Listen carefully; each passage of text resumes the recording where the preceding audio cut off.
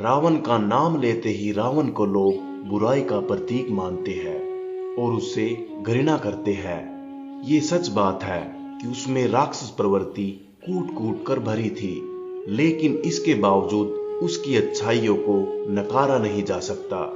रावण में अवगुण तो थे ही, लेकिन रावण में कई ऐसे गुण थे जो उसे प्रचंड विद्वान बनाते हैं। रावण को वेद शास्त्र से लेकर ज्योतिष विद्या तक का बहुत ही अच्छा ज्ञान था। उसे तंत्र मंत्र का भी भली भांति ज्ञान था और वह भगवान शंकर का बहुत ही बड़ा भक्त था। तो आइए जानते हैं रावण के बारे में कुछ दिलचस्प बातें। रावण के जन्म की अलग अलग कहानियां हैं। विभिन्न पौराणिक कथाओं में रावण के जन्म को लेकर अलग अलग कथाएं हैं। वाल्मीकि द्वारा रचित रामायण के अनुसार हिरण्याक्ष और हिरण्यकश्यप दूसरे जन्म में रावण और कुंभकर्ण के रूप में पैदा हुए। पौराणिक कथाओं के अनुसार ऋषि मुनि भगवान विष्णु के दर्शन हेतु बैकुंठ गए थे, लेकिन भगवान विष्णु के दो द्वारपाल जय और विजय ने उन्हें अंदर प्रवेश करने से मना कर दिया। इसी बात से नाराज होकर ऋषि मुनि ने श्राप दे दिया और जय विजय को कहा कि तुम दोनों राक्षस हो जाओ। जय विजय समेत भगवान विष्णु ने भी ऋषि मुनियों से इस अपराध के लिए माफी मांगी, जिससे ऋषि मुनियों ने श्राप की तीव्रता कम कर दी और कहा कि 3 जन्मों तक तो तुम्हें राक्षस योनि में पैदा होना पड़ेगा। इसके बाद ही तुम इस पद पर पुण्य प्रतिष्ठ हो पाओगे। साथ ही ऋषि मुनियों ने यह शर्त रख दी कि भगवान विष्णु के किसी भी अवतार के हाथों तुम्हारा मरना जरूरी होगा। पहले जन्म में जय विजय हिरण्याक्ष और हिरण्यकश्यप नाम से पैदा हुए। दोनों ही बहुत ही शक्तिशाली और पराक्रमी थे। हिरण्याक्ष ने पृथ्वी को उठाकर पाताल लोक में पहुंचा दिया। इसके बाद भगवान विष्णु को वराह अवतार धारण कर पृथ्वी को हिरण्याक्ष का वध कर उससे मुक्त कराया। हिरण्यकश्यप को हिरण्याक्ष का वध का बहुत दुख हुआ और वह विष्णु विरोधी था। उसने विष्णु भक्त प्रहलाद को मरवाने की कोशिश की। अंत में स्वयं भगवान विष्णु ने नरसिंह अवतार धारण कर हिरण्यकश्यप का वध किया। दूसरे जन्म यानी त्रेता युग में ये दोनों भाई रावण और कुंभकर्ण के रूप में पैदा हुए, जिनका वध भगवान विष्णु के ही अवतारी पुरुष भगवान राम ने किया। तीसरे जन्म यानी कि द्वापर युग में उन्होंने शिशुपाल और दंतवर्ग के रूप में जन्म लिया और इनका अंत भगवान श्री कृष्ण ने ही किया था। रावण के जन्म की एक और कहानी भी काफी प्रचलित है, जिसमें माना जाता है कि रावण केकसी और महर्षि विश्रवा का पुत्र था। केकसी और विश्रवा की 4 संतान थी, जिसमें रावण, कुंभकर्ण, शूर्पणखा और विभीषण थे। इनमें से सबसे छोटा पुत्र विभीषण धर्मात्मा था, जबकि बाकी संतान दुष्ट और क्रूर थी, क्योंकि केकसी ने अशुभ बेला में गर्भ धारण किया था। इसीलिए महर्षि विश्रवा ने ही कहा था कि तुम्हारी संतान दुष्ट स्वभाव वाली होगी। ऐसा सुनकर केकसी चरणों में गिर पड़ी, जिससे मुनि ने कहा कि तुम्हारा छोटा पुत्र धर्मात्मा पैदा होगा। यही छोटा पुत्र विभीषण था। रावण ने अपने पिता ऋषि विश्रवा के सानिध्य में पवित्र ग्रंथ और वेदों के ज्ञान में महारत हासिल की। इसके साथ ही युद्ध कला में भी प्रवीण हुए। रावण को बचपन से ही वीणा बजाने का शौक था। उन्हें एक उत्कृष्ट वीणा वादक भी कहा जाता था। उनके ध्वज पर भी वीणा का चिन्ह हुआ करता था। अपनी प्रारंभिक शिक्षा के बाद रावण ने कई वर्षों तक भगवान शिव को प्रसन्न करने के लिए घोर तपस्या की। कहा जाता है कि रावण ने भगवान शिव को प्रसन्न करने के लिए 10 बार अपने सिर को काट के बलिदान दिया था और 10 बार कटे हुए सिर की जगह दूसरा सिर आ जाता था। उसकी तपस्या पूरी हुई और भगवान शिव उससे प्रसन्न हो गए। उसने भगवान शिव से अमरता का वरदान मांगा, लेकिन भगवान शिव ने रावण को अमरता का वरदान देने से मना कर दिया। तब रावण ने अहंकार में आकर नश्वर इंसानों को छोड़कर देवता, राक्षसों, सांप और जंगली जानवरों से कोई भी हानि न होने का वर मांगा। यही कारण था कि रावण को कोई भी परास्त नहीं कर पाया था। तब रावण का वध करने के लिए स्वयं भगवान विष्णु मनुष्य के रूप में राम के नाम से धरती पर अवतार लिए थे। रावण को लंकेश्वर के नाम से भी जाना जाता है। यह लंका का राजा था। लेकिन लंका का राजा रावण कैसे बना, इसके पीछे भी एक रोचक कहानी है। कहा जाता है कि भगवान शिव से चमत्कारी शक्तियां प्राप्त करने के बाद रावण अपने दादा सुमाली की मदद से अपनी शक्तियों का विस्तार करने के लिए सेना का नेतृत्व करने लगा। उसकी नजर लंका पर भी पड़ी, जिसका निर्माण भगवान शिव ने मां पार्वती के लिए भगवान विश्वकर्मा के द्वारा करवाया था। और इस सुंदर और रमणीय लंका गृह प्रवेश की पूजा करवाने के लिए ऋषि विश्रवा को बुलाया गया था। उन्होंने पूजा के बाद दक्षिणा में लंका को ही मांग लिया। रावण के सौतेले भाई कुबेर ने रावण और अपने अन्य भाई बहनों को संदेश पहुंचाया कि अब लंका उन सभी की हो चुकी है। लेकिन रावण कुबेर से लंका को अपनी शक्तियों के बल से छीनकर खुद उस पर कब्जा कर लिया। इस तरह रावण लंका का राजा बना। रावण को भगवान शिव का परम भक्त कहा जाता है। पौराणिक मान्यताओं के अनुसार कहा जाता है कि लंका का राजा बनने के बाद रावण भगवान शिव से मिलने के लिए कैलाश पर्वत पहुंचता है। लेकिन वहां पर भगवान शिव के वाहन नंदी रावण को अंदर जाने से मना कर देते हैं, जिससे क्रोधित होकर रावण नंदी को चिढ़ाने लगते हैं। इधर नंदी भी रावण से क्रोधित हो उठते हैं और उन्हें श्राप दे देते हैं कि तुम्हारी लंका को एक वानर नष्ट कर देगा। रावण अहंकार में आकर कैलाश पर्वत को उठा लेता है और नंदी को कहता है कि वह शिव समेत पूरे कैलाश को लंका ले जाएगा। उसके इस अहंकार को देख भगवान शिव कैलाश पर्वत पर अपने पैर की सबसे छोटी उंगली को रखकर कैलाश पर्वत को वापस जमीन पर स्थापित कर देते हैं। लेकिन इसके कारण रावण का हाथ पर्वत के नीचे दब जाता है और पूरे कैलाश पर्वत का वजन उसके हाथों पर आ जाता है, जिससे वह जोर से कराह उठता है। उसकी कराहट इतनी तेज होती है कि इससे पृथ्वी तक कांप उठती है। कहा जाता है कि इस घटना के बाद भगवान शिव ने लंकेश्वर को रावण का नाम दिया था, जिसका अर्थ होता है तेज दहाड़। रावण को इस घटना के बाद अपनी गलती का एहसास होता है, जिसके बाद वह भगवान शिव को प्रसन्न करने के लिए अपनी नसों को तोड़कर तार की तरह इस्तेमाल करके एक संगीत बनाता है, जिससे भगवान शिव का गुणगान करता है। यही संगीत शिव तांडव स्तोत्र के नाम से जाना जाता है। इस रचना से भगवान शिव रावण से प्रसन्न होते हैं और उसे माफ कर देते हैं। भगवान शिव प्रसन्न होकर रावण को चंद्रहास नाम की तलवार भी दे देते हैं। कहा जाता है कि इस घटना के बाद रावण भगवान शिव का आजीवन भक्त बन गया।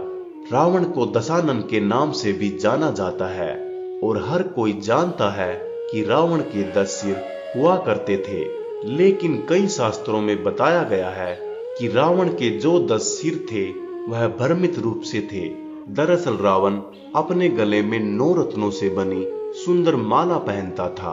उन 9 रत्नों में बहुत बड़े बड़े मोती लगे हुए थे, जिसकी चमक इतनी तीव्र हुआ करती थी कि इसके कारण रावण का एक प्रत्यक्ष सिर के साथ ही 9 अप्रत्यक्ष सिर भी नजर आ जाते थे। रावण से संबंधित एक रोचक कहानी यह भी है कि जब रावण के पुत्रों का जन्म हो रहा था, तब उन्हें अजय और अमर बनाने के लिए वह 9 ग्रहों को 11वें स्थान पर रहने का आदेश देता है।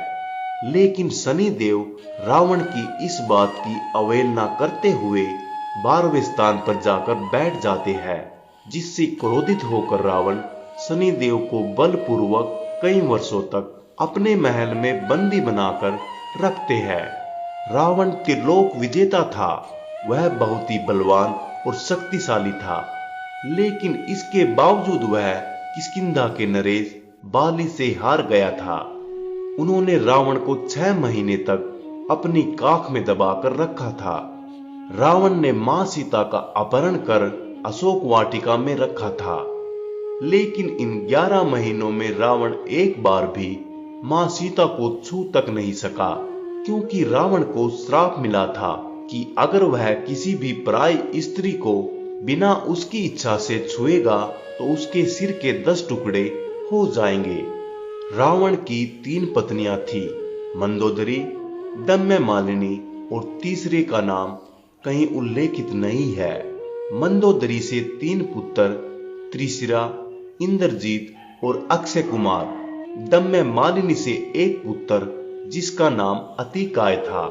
माना जाता है कि तीसरी पत्नी का वध स्वयं रावण ने ही कर दिया था। लेकिन तीसरी पत्नी से भी 3 पुत्र थे। इस प्रकार रावण के कुल 7 पुत्र हुए। जब राम और रावण के बीच युद्ध हुआ तो रावण की हार हुई। रावण मरणासन अवस्था में था। तब भगवान राम ने लक्ष्मण को रावण से शिक्षा लेने को कहा, क्योंकि राम भी जानते थे कि रावण इस संसार में नीति, राजनीति और शक्ति के महान पंडित थे। इसीलिए राम ने लक्ष्मण को कहा कि तुम रावण के पास जाओ और उससे जीवन से जुड़ी ऐसी शिक्षाएं प्राप्त करो जो तुम्हें और कोई नहीं दे सकता। भगवान राम की बात सुनकर लक्ष्मण मृत्युशैया पर पड़े रावण के सिर के पास जाकर खड़े हो गए। लेकिन लक्ष्मण के काफी देर खड़े होने पर भी रावण ने कुछ नहीं कहा। लक्ष्मण राम के पास वापस आ गए और कहा कि प्रभु, मैं कुछ देर तक रावण के पास खड़ा रहा, लेकिन उसने कुछ नहीं कहा। तब भगवान राम ने कहा कि किसी से ज्ञान प्राप्त करने के लिए उसके सिर नहीं बल्कि चरणों के पास खड़ा होना चाहिए।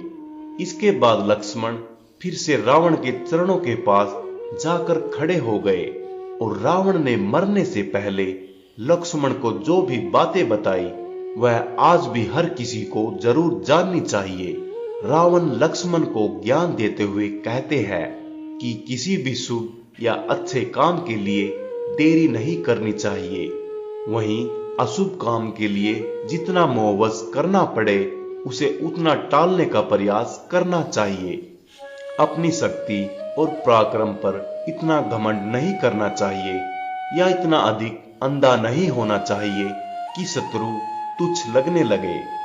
मुझे ब्रह्मा जी से वरदान मिला था कि मानव और वानर के अलावा कोई मुझे नहीं मार सकेगा, लेकिन इसके बावजूद मैंने उन्हें तुच्छ मान लिया और यही मेरी सबसे बड़ी भूल थी, जिस कारण आज मैं मरणासन अवस्था में पड़ा हूं।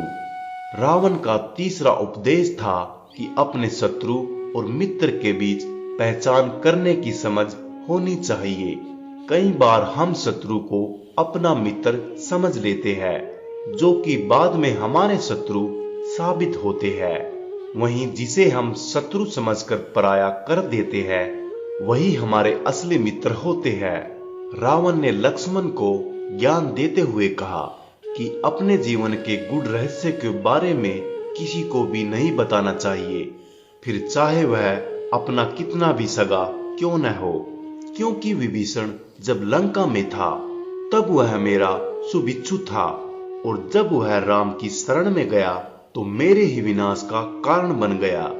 रावण का आखिरी उपदेश था कि किसी भी पराई स्त्री पर बुरी नजर नहीं रखनी चाहिए, क्योंकि जो व्यक्ति पराई स्त्री पर बुरी नजर रखता है वह नष्ट हो जाता है। दोस्तों, अब बात करते हैं रावण के सबसे बड़े रहस्य की। माना जाता है आज भी रावण का शव सुरक्षित है और कलयुग के अंत में वो पुण्य अपने शरीर में प्रवेश करके वेदों और उपनिषदों का ज्ञान रूपी वध करेगा, क्योंकि कलयुग में धरती का नाश हो चुका होगा। श्रीलंका सरकार की रिसर्च टीम ने रामायण से जुड़े सभी सबूतों को ढूंढने की कोशिश की है और उन्हें सफलता भी बहुत मिली है। इस खोज के दौरान रिसर्च टीम का सामना हुआ रावण के शव से। जब राम ने रावण का वध किया तब धरती से अधर्म का अंत हुआ और जीत की खुशी में लोगों ने रावण के शव पर ध्यान ही नहीं दिया।